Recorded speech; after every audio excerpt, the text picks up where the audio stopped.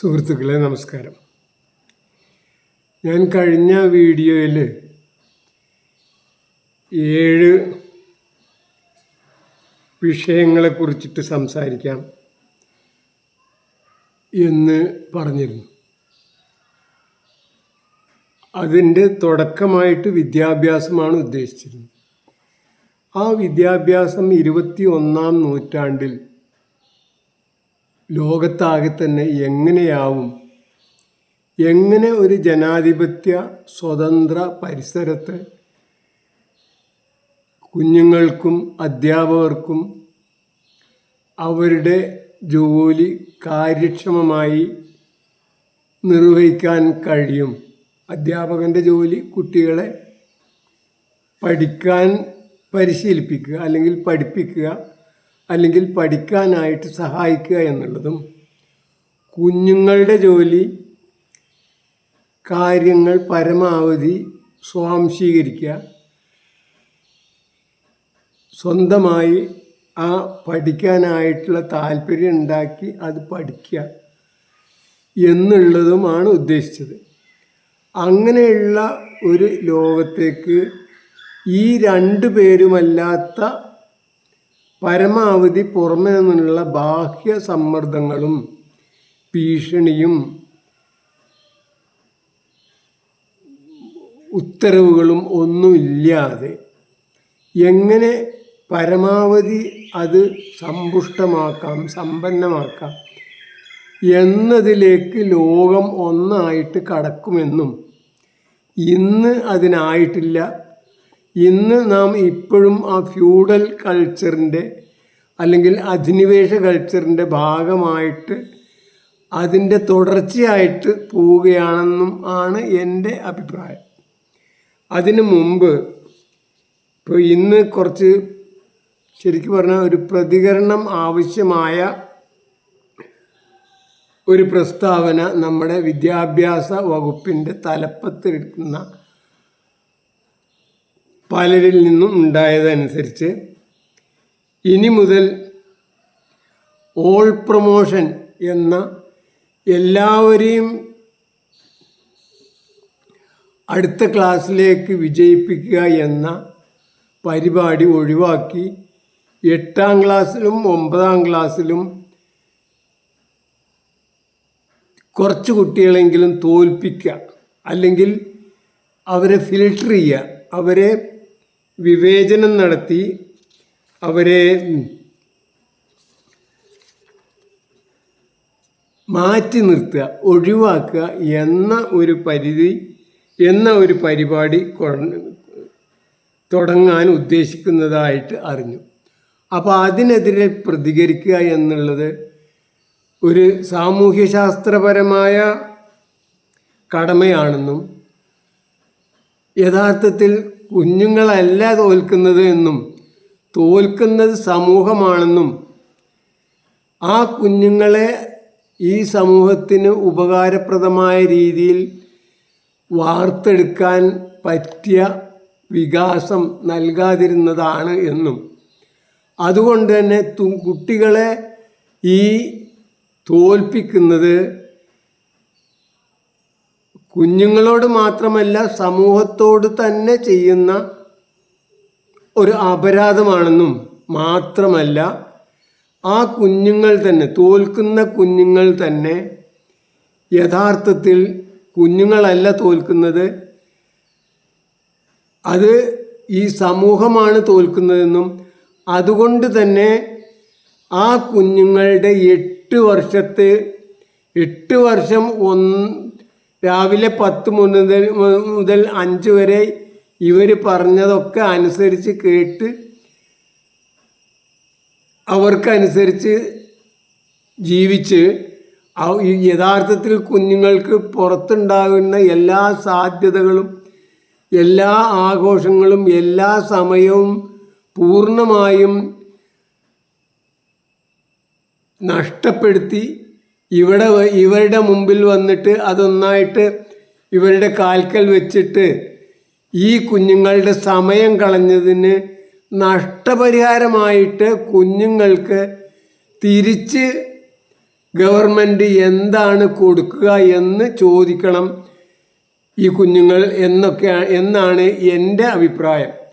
ഒരു സ്വതന്ത്ര ജനാധിപത്യ പരമാധികാര രാജ്യത്ത് കുഞ്ഞുങ്ങളെ 8 വർഷം തടവിലിട്ടുകൊണ്ട് രാവിലെ 10 മുതൽ വൈകുന്നേരം 4 മണി വരെയെങ്കിലും കുഞ്ഞുങ്ങളെ യഥാർത്ഥത്തിൽ ക്ലാസ് റൂമുകളിൽ അടുക്കി വെക്കുകയാണ്. അവിടുന്ന് തിരിയാൻ പാടില്ല, മറിയാൻ പാടില്ല, സംസാരിക്കാൻ പാടില്ല, ചിരിക്കാൻ പാടില്ല, മിണ്ടാൻ പാടില്ല. ഇങ്ങനെയുള്ള അനേകം അതിരുകൾ കുഞ്ഞുങ്ങൾ അനുസരണയോടെ ഇരുന്ന് അങ്ങനെ ഇരിക്കാത്തവരെ ശിക്ഷയ്ക്ക് വിധേയമായി അനുസരിപ്പിച്ച് 8 വർഷം ഈ കുഞ്ഞുങ്ങളുടെ യഥാർത്ഥ ഏറ്റവും സമ്പന്നമായ, ഏറ്റവും വിജൃംഭിതമായ, ഏറ്റവും ഡൈനാമിക്കായിട്ട കാലഘട്ടം, ജീവിതത്തിലെ ഏറ്റവും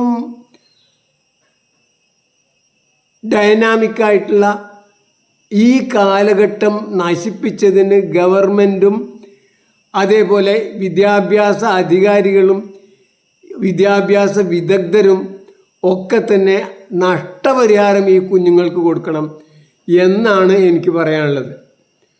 കുഞ്ഞുങ്ങളെ ഇതിന് പഠിക്കാൻ പറ്റാത്തവരായിരുന്നെങ്കിൽ ആദ്യം തന്നെ ആ കുഞ്ഞുങ്ങളെ ഒഴിവാക്കാമായിരുന്നല്ലോ. കുഞ്ഞുങ്ങൾ സുഖമായിട്ട് നടക്കുമായിരുന്നല്ലോ. ആ കുഞ്ഞുങ്ങൾക്ക് സുഖമായിട്ട് അവരിഷ്ടത്തിന് ഓടിച്ചാടി അവർക്ക് ഇഷ്ടമുള്ള കാര്യങ്ങൾ ചെയ്ത് നടക്കായിരുന്നു. എത്രയോ കാര്യങ്ങൾ, ജീവിതഗന്ധിയായ പല പല പല കാര്യങ്ങളും, അവർക്ക് ഇഷ്ടമുള്ള കാര്യങ്ങൾ, ചായ ഉണ്ടാക്കലാണെങ്കിലും അമ്മയെ സഹായിക്കലാണെങ്കിലും മത്സ്യം പിടിക്കലാണെങ്കിലും നീന്തലാണെങ്കിലും ഓടലാണെങ്കിലും ചാടലാണെങ്കിലും കളിയാണെങ്കിലും ഇതൊക്കെ തന്നെ വീടുണ്ടാക്കാൻ കൃഷിക്ക് സഹായിക്കൽ, ഇങ്ങനെ സാർത്ഥകമായ അനേകം ജോലികളിൽ നിപുണി ഉണ്ടാവുകയും അതേപോലെ തന്നെ മരം കയറുക, കളിക്കുക, ചിരിക്കുക, ഇങ്ങനെയുള്ള സമയങ്ങളൊക്കെ നശിപ്പിച്ചിട്ട് അതൊക്കെ നഷ്ടപ്പെടുത്തിയിട്ട് ഈ കുഞ്ഞുങ്ങളെ ഈ ജയിലിൽ കൊണ്ടിരുത്തിയതിന് പൂർണ്ണമായ നഷ്ടപരിഹാരം ഈ കുഞ്ഞുങ്ങൾക്കും കൊടുക്കണം എന്നാണ്.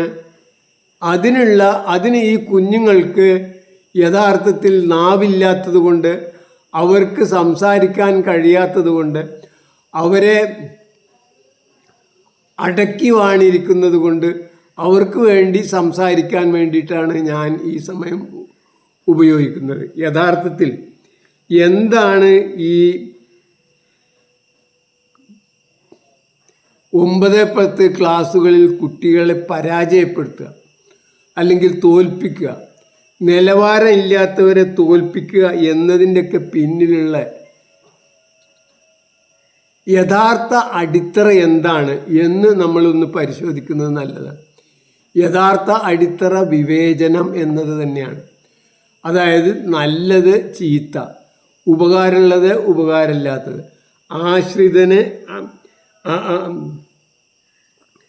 ആശ്രിതരാവാൻ പറ്റുന്നവരെ ആശ്രിതരാവാൻ പറ്റാത്തവർ, പ്രജകളാവാൻ പറ്റുന്നവരെ പ്രജകളാവാൻ പറ്റാത്തവർ, വിധേയരാവാൻ പറ്റുന്നവരെ വിധേയരാവാൻ പറ്റാത്തവർ എന്ന രീതിയിൽ ഒരു വിവേചനം നടത്തുക എന്നുള്ളതിനാണ് യഥാർത്ഥത്തിൽ ഈ പരീക്ഷകളൊക്കെ തന്നെ നടത്തുന്നത്.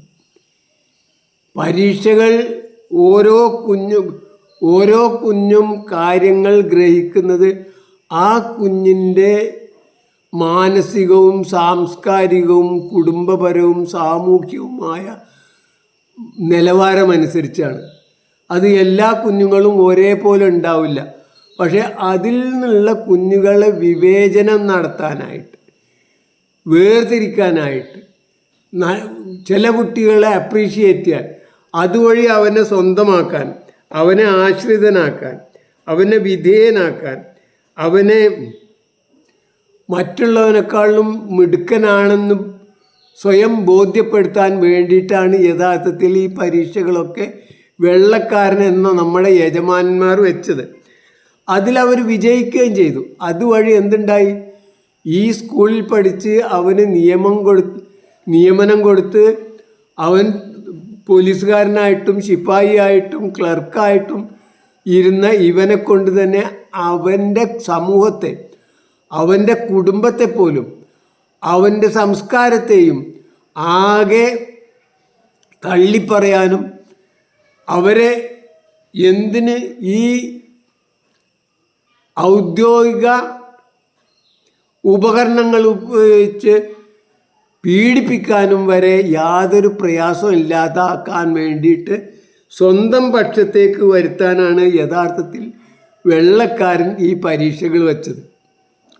അതുവഴി വലിയ ഉപകാരം അവനുണ്ടായത് എന്താണെന്ന് വെച്ചാൽ ഈ കുഞ്ഞുങ്ങളിൽ അവരുടെ സംസ്കാരത്തിൽ നിന്നും പറിച്ചു നടാൻ, അവരുടെ സംസ്കാരത്തിനോടും കുടുംബത്തോടും ദേശത്തിനോടും സമൂഹത്തിനോടുണ്ടായിരുന്ന ആ ബന്ധനം തകർക്കാൻ അവർക്ക് ഈ മത്സരങ്ങളിലൂടെയായി.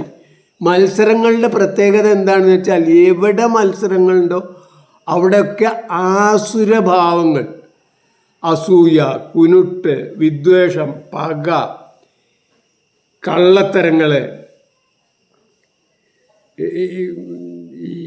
നിയമങ്ങളെ പരമാവധി മറികടക്കാനുള്ള ശ്രമം, ഇങ്ങനെയുള്ള എല്ലാ വൈകൃതങ്ങളും എല്ലാ ആസുരഭാവങ്ങളും, അതേപോലെ യജമാന സ്നേഹം, യജമാനനോടുള്ള ആരാധന, യജമാനനോടുള്ള സംസ്കാരത്തിനോടുള്ള സ്നേഹം, യജമാനൻ്റെ ഭാഷയോടുള്ള അമിതമായ മഹത്വവൽക്കരണം, ഇതൊക്കെ നടക്കാൻ ഏറ്റവും പറ്റിയതാണ് ഈ കാര്യങ്ങളിലൊക്കെയുള്ള മത്സരങ്ങൾ. ഈ മത്സരങ്ങളിൽ വിവേചനം നടത്തുന്നതോടുകൂടി അയാളുടെ ഭാഗത്ത് കുറേ ആൾക്കാരെയും അതേപോലെ തന്നെ ഒഴിവാക്കേണ്ട തഴയുന്ന മറ്റുള്ളവരെയും അവർക്ക് ഉണ്ടാക്കാൻ പറ്റും.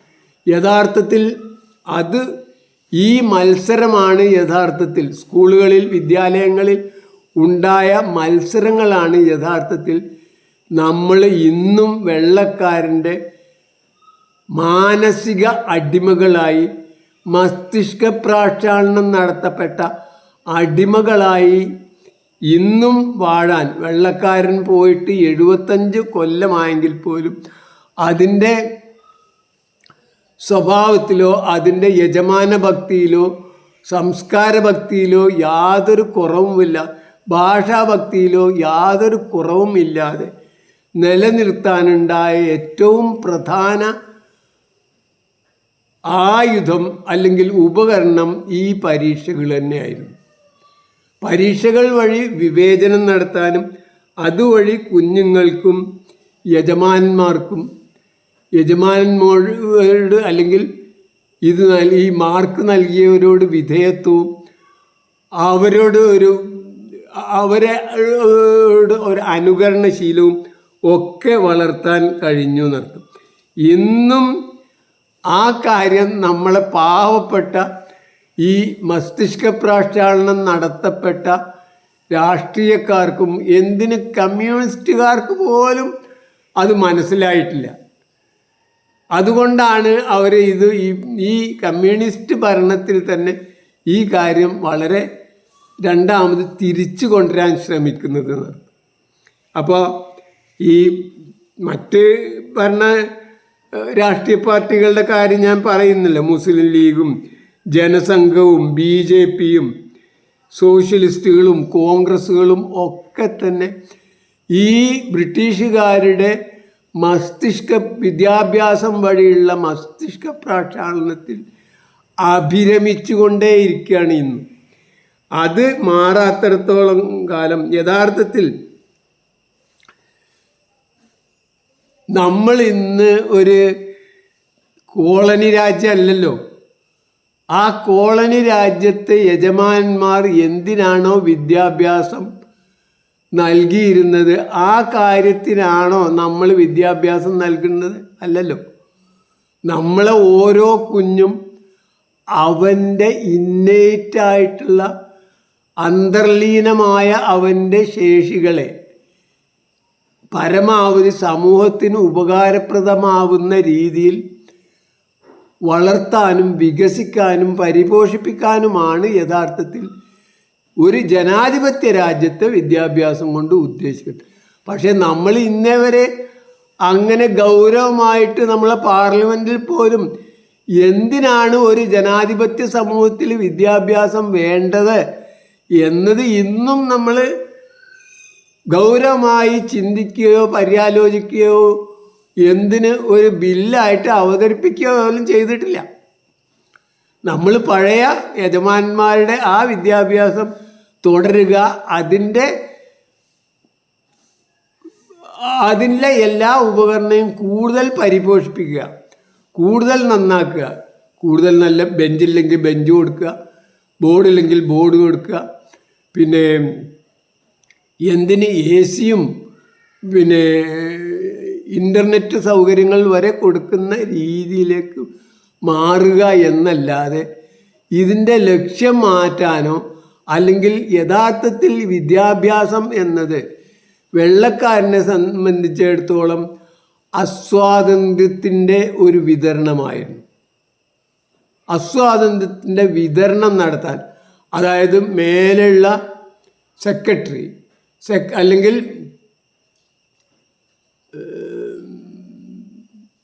ഗവർണർ ജനറൽ, സെക്രട്ടറി, വിദ്യാഭ്യാസത്തിൻ്റെ സെക്രട്ടറി, അതുവഴി DEOമാരിൽ നിന്നും AEOമാർ, ഈ AEOമാരിൽ നിന്നും HMമാരിൽ നിന്നും അധ്യാപകർ, ഇങ്ങനെയുള്ള ശ്രേണിയിൽ, ഇങ്ങനെയുള്ള അധികാരത്തിൻ്റെ ശ്രേണിയിൽ ആർക്കും സ്വാതന്ത്ര്യമില്ല. ഉണ്ടെങ്കിൽ അത് ആർക്കേ ഉള്ളൂ? ഗവർണർ ജനറൽക്ക് മാത്രമേ ഉള്ളൂ. അതിന് പകരം ഇന്ന് നമ്മൾ മന്ത്രിയാണെന്ന് മാത്രം. പൊട്ടനായ വിഡ്ഢിയായ വെള്ളക്കാരൻ്റെ അതേ മനോഭാവത്തിലിരിക്കുന്ന ഒരു മന്ത്രിയാണ് അവിടെ ഇരിക്കുന്നത്.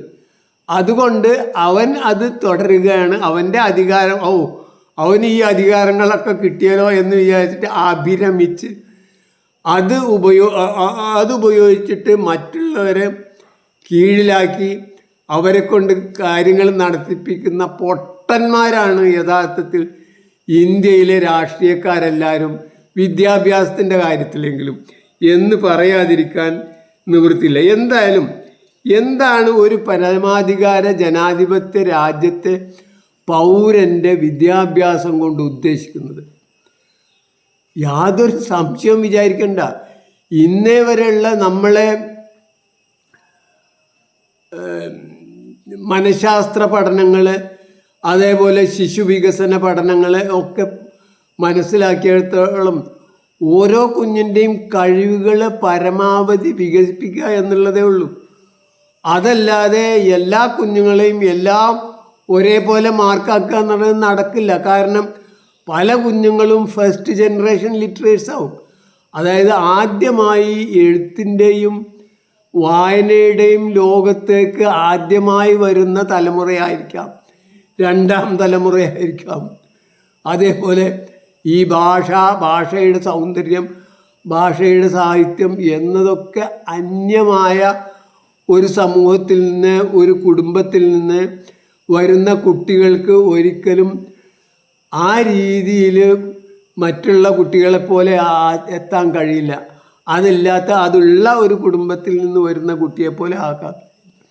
അപ്പോൾ അതുകൊണ്ട് തന്നെ ഇങ്ങനെയുള്ള പരീക്ഷ നടത്തുകയാണെങ്കിൽ അത് ഏതുപോലെയെന്ന് ചോദിച്ചിട്ടുണ്ടെങ്കിൽ ഒരു കാലുള്ളവനും രണ്ട് കാലുള്ളവനും ഒരു കാലില്ലാത്തവനും ഒക്കെ ഒരേ ഓട്ട മത്സരം വെച്ചാൽ എങ്ങനെ ഉണ്ടാവും? അതേപോലെയുള്ള മത്സരങ്ങളാണ് യഥാർത്ഥത്തിൽ ഈ പരീക്ഷകളൊക്കെ. ഓരോ കുഞ്ഞും അവൻ്റെ സംസ്കാരം, അവൻ്റെ ചരിത്രം, അവൻ്റെ കുടുംബം, അവൻ്റെ സാമ്പത്തിക നില അതിനനുസരിച്ച് വ്യത്യസ്തമായ തലത്തിലുണ്ടാവുമ്പോൾ എങ്ങനെയാണ് പരീക്ഷയിലെ ഉത്തരങ്ങളും മറ്റും മാത്രമൊക്കെ അതുമാത്രം സമീകരിക്കുക എന്നുള്ളത് നമ്മൾ മനസ്സിലാക്കും. ഓരോ കുഞ്ഞിനും അവൻ്റേതായ കഴിവുകളാണുള്ളത്. അതുകൊണ്ട് തന്നെ ഓരോ കുഞ്ഞിൻ്റെയും കഴിവുകളെ അവനെ മനസ്സിലാക്കിക്കാനും അതിലവന് ഊറ്റം കൊള്ളാനും പറ്റുന്ന രീതിയിലുള്ള പരീക്ഷണങ്ങളും പരീക്ഷകളുമാണ് വേണ്ടത്. അതുവഴി ആത്മാഭിമാനം, അന്തസ്സ്, സാമൂഹ്യ സ്നേഹം, സമൂഹത്തിനോടുള്ള വിധേയത്വം, സമൂഹത്തിനെ സർവീസ് ചെയ്യാനുള്ള സാമൂഹ്യ പ്രവർത്തനങ്ങൾ ഏറ്റെടുക്കാനുള്ള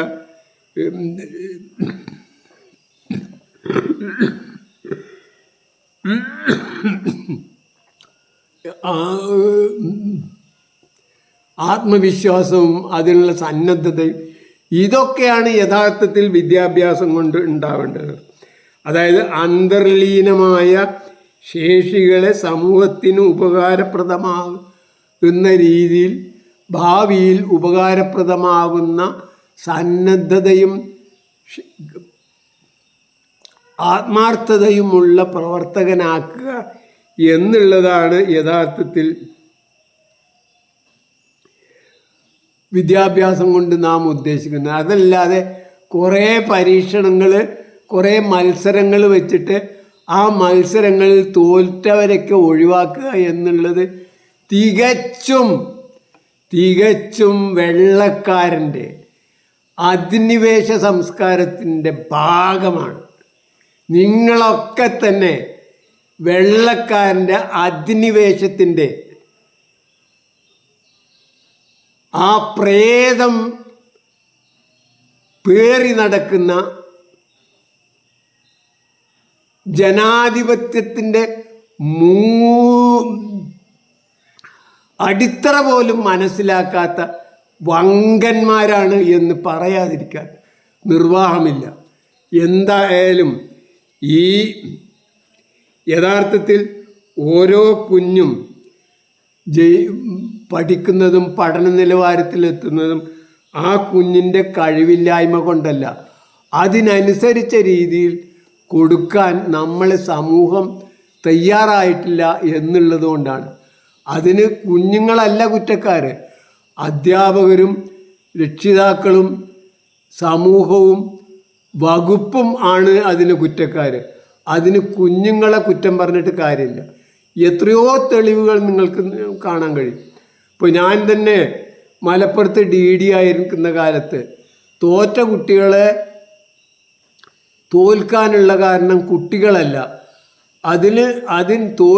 യഥാർത്ഥത്തിൽ തോറ്റത് സ്കൂൾ അധികൃതരും അവരെ പഠിപ്പിച്ച അധ്യാപകരുമായതുകൊണ്ട് അവർക്ക് രണ്ടാമത് ട്യൂഷൻ കൊടുത്ത് അവരെ പാസ്സാക്കിയിട്ട് മാത്രമേ വെക്കേഷൻ അവൈൽ ചെയ്യാൻ പാടുള്ളൂ എന്ന് ഓർഡർ ഇടുകയും അതുവഴി കുട്ടികളെ പാസ്സാക്കിയ ഈ കുട്ടികളിൽ പല കുട്ടികളും പിന്നീട് വളരെ മെച്ചമായിട്ട്, എന്തിന് ഒരു കുഞ്ഞ് കോട്ടക്കൽ പറപ്പൂർ സ്കൂളിലെ ഒരു കുഞ്ഞ്, അതായത് 2000-ലാണ്, അന്ന് അങ്ങനെ പരീക്ഷ പാസ്സായിട്ട് അവൻ പിന്നെ തിരിഞ്ഞു നോക്കാതെ SLCക്ക് അത്യാവശ്യം നല്ല മാർക്ക് വാങ്ങി +2 കഴിഞ്ഞ് ജോലിക്ക് സൗദി അറേബ്യയിൽ പോയി അവിടെ നല്ല ജോലി കിട്ടി. അതിനുശേഷം ലണ്ടനിലെ ഓക്സ്ഫോർഡിൽ നിന്നും കാംബ്രിഡ്ജിൽ നിന്നും ഒരു ഡിഗ്രിയും പോസ്റ്റ് ഗ്രാജുവേറ്റ് ഡിഗ്രിയും എടുത്ത് മാത്രമല്ല സാമ്പത്തികമായി നല്ല ബിസിനസ്സുകാരനായിട്ട് ഇന്ന് ജീവിക്കുന്നുണ്ട്. അപ്പോൾ കുഞ്ഞുങ്ങളല്ല യഥാർത്ഥത്തിൽ കുറ്റക്കാർ, ഈ വ്യവസ്ഥയാണ്. അതിൽ പ്രധാനികൾ വകുപ്പും വിദ്യാഭ്യാസ വകുപ്പും അധ്യാപകരും പിന്നെ ഈ വ്യവസ്ഥയുമാണ്. അതുകൊണ്ട് തന്നെ കുഞ്ഞുങ്ങളല്ല യഥാർത്ഥത്തിൽ കുറ്റക്കാർ, വ്യവസ്ഥയാണ്.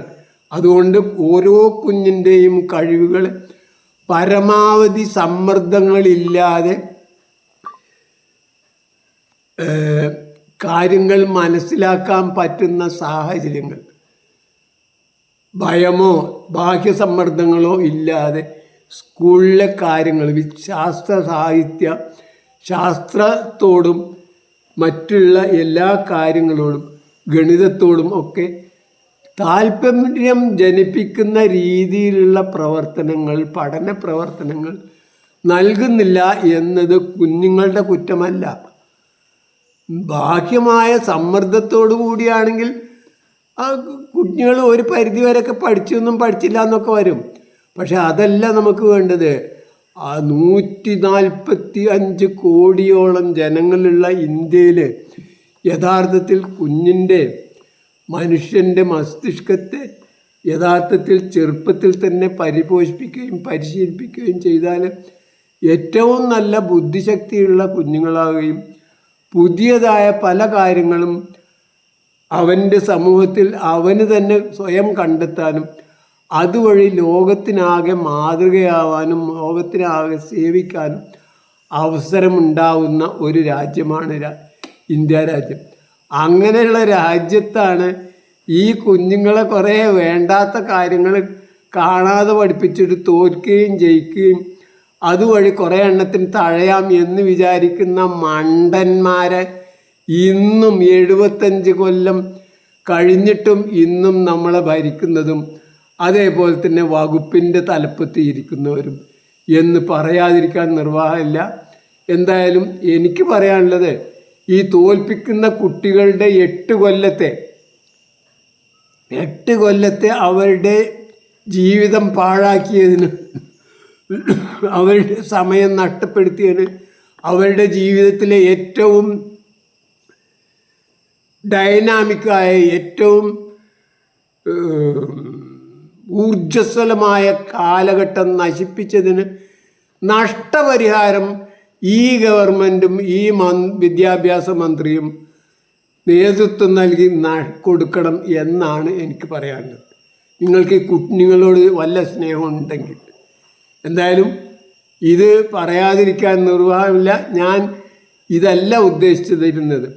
വിദ്യാഭ്യാസം എന്നത് എത്രത്തോളം ആസ്വാദജനകമാണെന്നും അത് എങ്ങനെ ബാഹ്യ സമ്മർദ്ദങ്ങളോ ഭീഷണിയോ മർദ്ദനമോ ഇല്ലാതെ എങ്ങനെ സ്വയം നമ്മുടെ കഴിവുകളെ മാനസികവും ശാരീരികവും ആയ നമ്മളെ ഇന്നേറ്റായിട്ടുള്ള അന്തർലീനമായ കഴിവുകളെ പരമാവധി വികസിപ്പിച്ചിട്ട് ആ വികസിച്ച വ്യക്തി എങ്ങനെ സമൂഹത്തിനൊന്നായിട്ട് തിരിച്ച് അവൻ്റെ എല്ലാ കഴിവുകളും ഉപകാരപ്രദമായ രീതിയിൽ ആക്കുന്ന ഒരു പുതിയ 22ാം നൂറ്റാണ്ടിലെ വിദ്യാഭ്യാസത്തെക്കുറിച്ചിട്ട് പറയാനാണ് ഉദ്ദേശിച്ചിരുന്നത്. അതിനെക്കുറിച്ചിട്ട് അടുത്ത ദിവസങ്ങളിൽ സംസാരിക്കാം. എന്തായാലും ഇന്ന് ഈ വിദ്യാഭ്യാസ മന്ത്രി, എൻ്റെ സുഹൃത്ത്, ഏകപക്ഷീയമായ സുഹൃത്താണ്. എൻ്റെ ഓർമ്മയിൽ SFIയുടെ ആദ്യത്തെ സമ്മേളനം തിരുവനന്തപുരത്ത് നടന്നപ്പോൾ അദ്ദേഹം അവിടെ ഉണ്ടായിരുന്നു, ഞാനും അതിലൊരംഗമായിരുന്നു. അപ്പോൾ എന്നിട്ടും ഇന്നും ഈ പഴയ ചിന്താഗതി പൂർണ്ണമായിട്ടും അദ്ദേഹത്തിന് അത് മനസ്സിലായിട്ട് ഉണ്ടാവുമെങ്കിൽ പോലും ഈ ബ്രിട്ടീഷ് മുതലാളിമാരുടെ, ബ്രിട്ടീഷ് യജമാന്മാരുടെ ആധിപത്യം പേറുന്ന അല്ലെങ്കിൽ അവർ മസ്തിഷ്ക പ്രക്ഷാളനം നടത്തപ്പെട്ട വിദ്യാഭ്യാസ വിദഗ്ധരെ നിലക്ക് നിർത്താൻ സഖാവ് ശിവൻകുട്ടിക്കായില്ല എന്നത് സങ്കടകരമാണ്. അദ്ദേഹം അതിനനുസരിച്ച രീതിയിൽ വിദ്യാഭ്യാസത്തെ പൊളിച്ചെഴുതുകയും ഓരോ കുഞ്ഞിൻ്റെയും കഴിവുകൾ പരമാവധി ഉപയോഗിക്കാൻ പറ്റിയ രീതിയിൽ അധ്യാപകനെയും വിദ്യാർത്ഥിയെയും പരമാവധി സ്വതന്ത്രരാക്കുകയും അവർ ആ ലക്ഷ്യം പൂർത്തീകരിക്കണില്ലെങ്കിൽ അത് അതിനുള്ള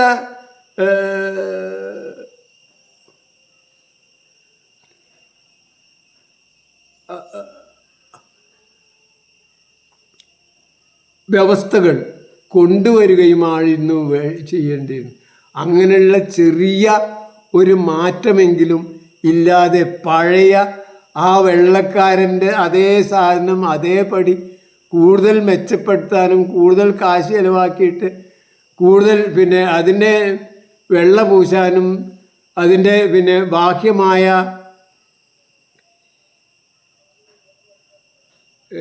സൗന്ദര്യം വർദ്ധിപ്പിക്കാനും മാത്രമേ ഈ വിദ്യാഭ്യാസം കൊണ്ട് വിദ്യാഭ്യാസ രീതിക്ക് കൂടുതൽ പണം ചെലവാക്കുന്നതുകൊണ്ട് നടക്കുകയുള്ളൂ. യഥാർത്ഥത്തിൽ വേണ്ടത് അതിലുള്ള ഹെയറാർക്കി, പവർ ഹെയറാർക്കി അല്ലെങ്കിൽ അധികാര ശ്രേണി തകർത്ത് അധ്യാപകനെയും വിദ്യാർത്ഥിയെയും പൂർണ്ണമായിട്ടും വിമോചിപ്പിക്കുക. അതുവഴി അതിൽ ഉണ്ടാവുന്ന അവരുടെ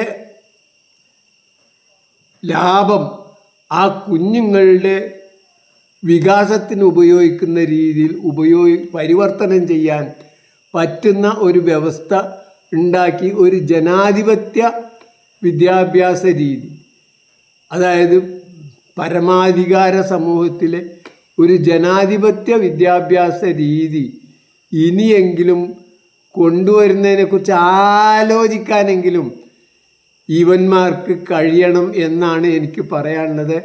ജയ് ഹിന്ദ്, ജയ് ജഗത്, ജയ് ജീവൻ.